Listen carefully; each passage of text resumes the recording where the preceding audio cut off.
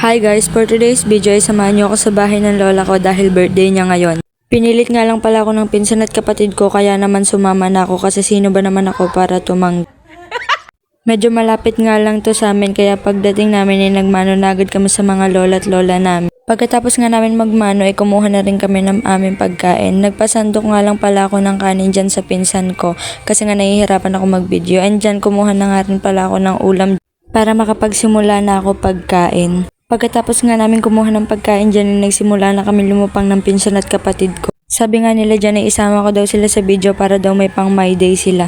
Pero nang sinabi ko sa kanila na iba-vlog ko to ay agad naman nilang pinapatay ang video dahil ayaw daw nilang makita sa vlog.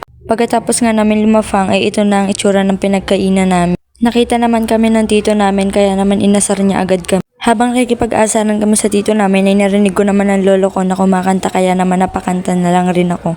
Pagkatapos nga namin kumain ay nagpahinga muna kami dahil sobrang nabusog kami dahil sobrang sasarap ng mga pagkain namin kinain. At yan nga habang nagchichismisan kami ng mga pinsan ko ay inaya nila akong mag-picture at videohan ko nga daw pala sila kasi mga geng-geng daw sila.